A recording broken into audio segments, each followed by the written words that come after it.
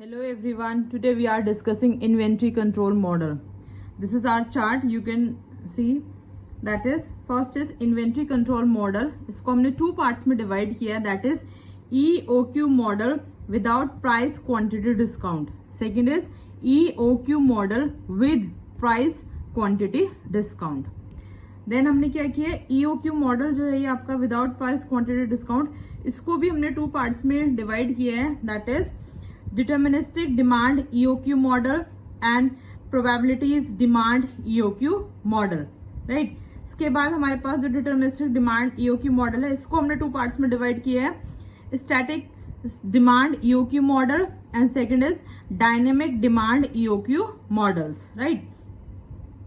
Then जो हमारे पास डायनेमिक डिमांड EOQ मॉडल है ये हमने टू पार्ट्स में डिवाइड किया है, EOQ models with variable demand and constant lead time, and second is a part fixed order quantity EOQ model with variable lead time, and second that is fixed interval ordering EOQ model with variable lead time.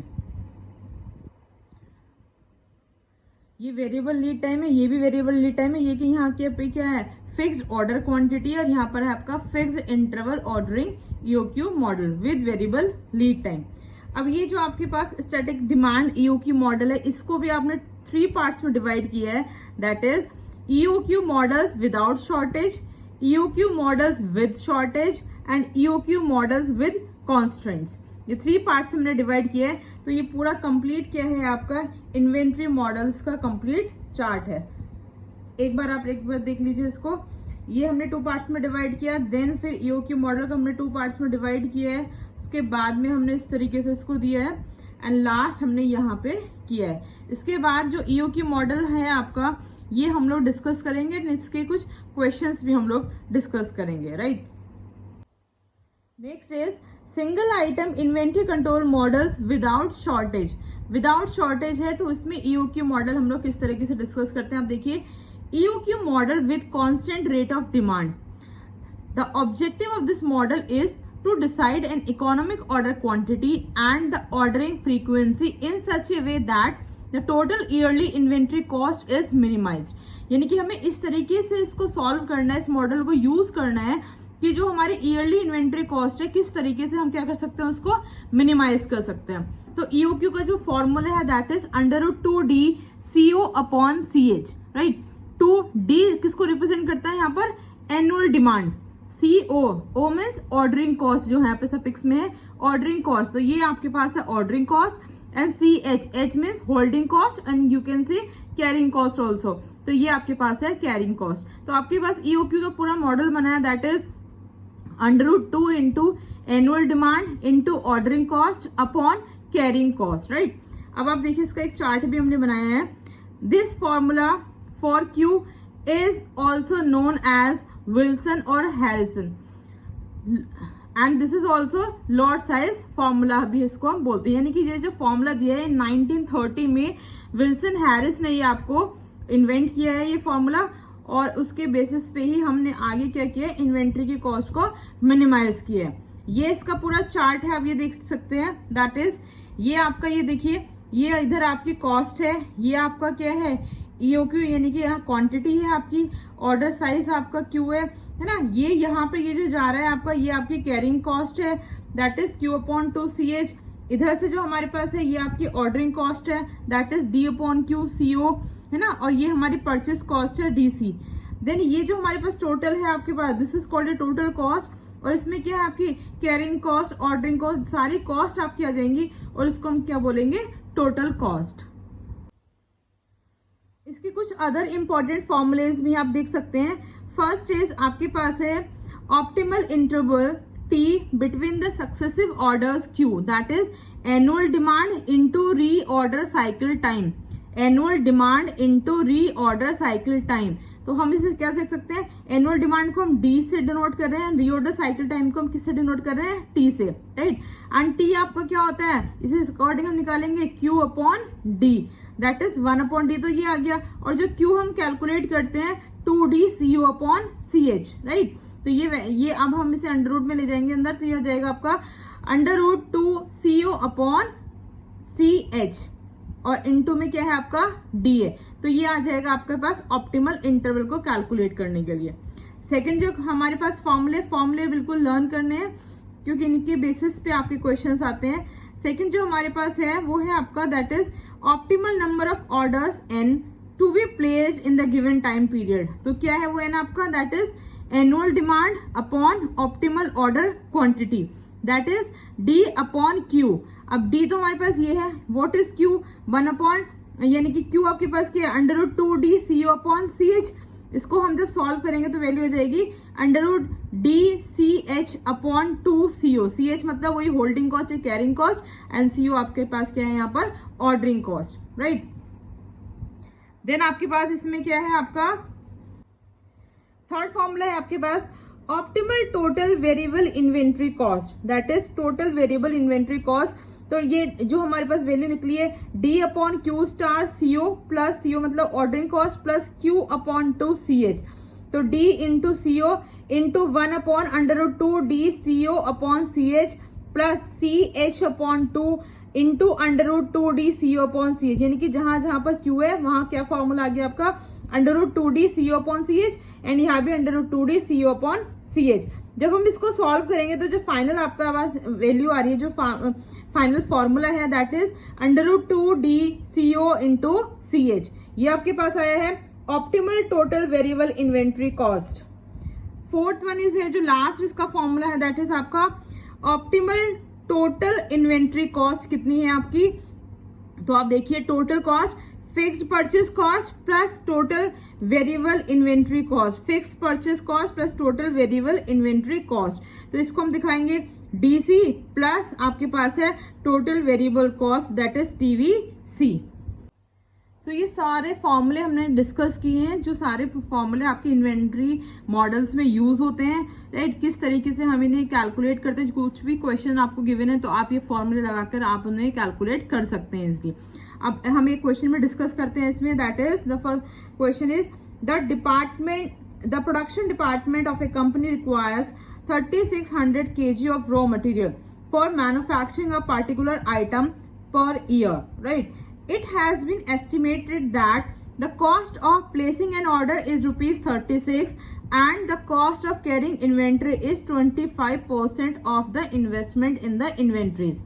The price is ₹10 per kg. आपको क्या करना है, help the purchase manager to determine an ordering policy for raw material। हमें एक ordering policy निकालनी है कि किस तरीके से हम परचेस मैनेजर को क्या कर सकते हैं, हेल्प कर सकते हैं कि वो किस बेसिस पे अपने रॉ मटेरियल को ऑर्डर कर सकते हैं, राइट। तो अब देखिए जो भी ये आपके पास पूरा क्वेश्चन गिवन है इससे हमने क्या किया है, ये पूरा डेटा निकाला है। D आपके पास कितना गिवन है, जो आपके पास क्वांटिटी है D दैट इज 3600 पर KG per year, right. CO जो है आपके पास है, जो ऑर्डरिंग कॉस्ट है कितने रुपए है आपके पास 36 रुपीज। 36 रुपीज आपका क्या है पर ऑर्डर है, 36 रुपीज आपका क्या है पर ऑर्डर है। D आपके पास है 3600 kg per year and CO आपके पास है 36 पर ऑर्डर। जो CH आपके पास है यानी कि जो होल्डिंग कॉस्ट आपके पास है वो कितनी गिवन है आपके 25% है ना, और कितने रुपए की 25% है वो 10 रुपीज की, जो यहाँ गिवन था आपका 10 रुपीज का पर केजी आपके पास है। तो 10 रुपीज का हम 25% निकाल लेंगे दैट इज 2.50 पर केजी पर ईयर। आपके पास ये वैल्यू आ गई है, राइट। अब हम क्या निकाल रहे हैं, ऑप्टिमल लॉट साइज हमें निकालना है, यानी कि क्यों हमें कैलकुलेट करना है। तो आप लिखिए यहाँ पर optimal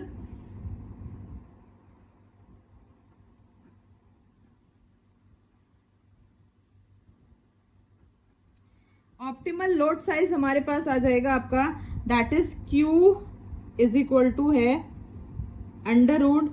√2DC/O upon CH, √2DC/O upon CH। अब देखो यहाँ के क्या क्या वैल्यू गिवन है, 2 हमें ये गिवन था, D हमारे पास कितना गिवन है 3600, तो यहाँ आ जाएगा 3600 कैरी। आपके पास ऑर्डरिंग कॉस्ट कितने गिवन है 36 पर ऑर्डर आपके पास ऑर्डरिंग कॉस्ट गिवन है, तो ये 36 आपका आ गया CO मतलब ऑर्डरिंग कॉस्ट अपॉन CH क्या है आपके पास, CH है आपके पास 2.50, तो ये वैल्यू आ गई 2.50, राइट। अब जब हम इसको सॉल्व करेंगे तो आप कैलकुलेट कर लीजिए इसको, सब कैलकुलेशन देखकर, तो आपके पास जो वैल्यू आएगी दैट इज 321.99 kg पर ऑर्डर। ये क्या है आपका लॉट साइज है, आप इन्हें कैलकुलेट कर सकते हैं। तो 321.99 कितना आ गया आपका केजी पर ऑर्डर। ये क्या है आपके पास क्यू, आपके पास वैल्यू आई है। ठीक, अब हमें क्या निकालना है, second optimal order cycle time निकालना है। Optimal order cycle time, optimal order cycle time हमें कैलकुलेट करना है, राइट। इसका जो फॉर्मूला था हमारे पास वो है T is equal to that is T is equal to है Q upon D, right. Q कितना आया हमारे पास, ये Q आया है आपके पास जो आपने अभी कैलकुलेट किया था 321.99 is your Q and D क्या है आपके पास, D that is 3600 kg per year. ये आपका क्या है D है, 3600 पर kg आपका D है। तो आप यहाँ कर देंगे दैट इज 3600 से हम डिवाइड कर रहे हैं तो वैल्यू आ जाएगी आपके पास 0.894 ईयर, है ना। ये आपका साइकिल टाइम आ जाएगा 0.894 year is your cycle time. आप इसे डिवाइड करके चेक कर लीजिए, ठीक है।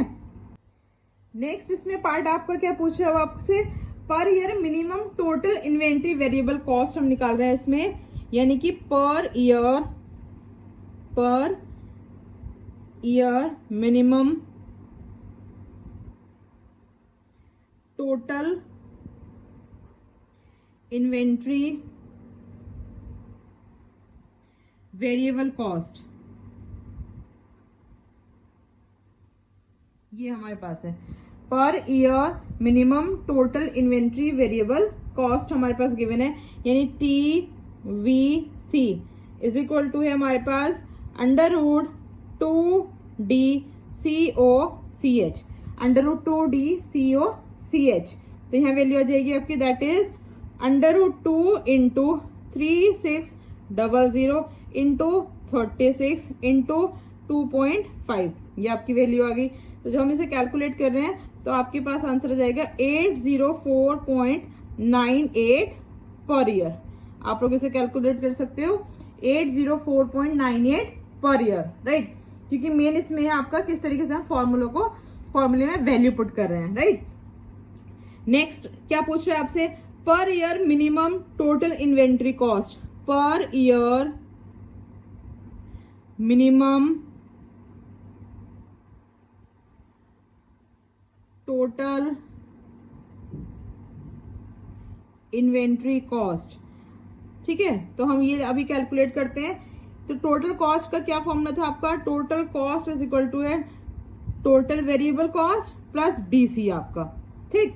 तो टोटल वेरिएबल कॉस्ट कितनी आई है आपकी, दिस वन दैट इज आप लिख लीजिए 804.98 प्लस DC कितना आया था आपका, DC इज 3600, तो आपका D है, और C कितना है आपके पास 10 रुपीज पर kg, तो इंटू 10 आपके पास वैल्यू आएगी। तो ये जो वैल्यू आपके पास आएगी, ये वैल्यू आएगी आपकी दैट इज 36804.98 पर ईयर। तो इस तरीके से क्या किया हमने, सारे फॉर्मूले इसमें लगाकर इसकी क्या है सारी वैल्यूज निकालनी है। आपने क्या क्या कैलकुलेट किया है, आपने ऑप्टिमल लोड साइज निकाला है, आपने optimal order cycle time calculate किया है, राइट। आपने total inventory variable cost calculate की है, एंड आपने क्या किया है टोटल यानी कि मिनिमम टोटल इन्वेंट्री कॉस्ट भी आपने इसमें कैलकुलेट किया। तो इस तरीके से एक क्वेश्चन में हमने सारे फॉर्मूले लगा के सबकी वैल्यूज कैलकुलेट की है। तो इस तरीके से आप इसका EOQ मॉडल के क्वेश्चंस कर सकते हैं, right. So thank you for watching. If you like my videos, please like, share and subscribe my channel KL Maths Classes. Thank you so much.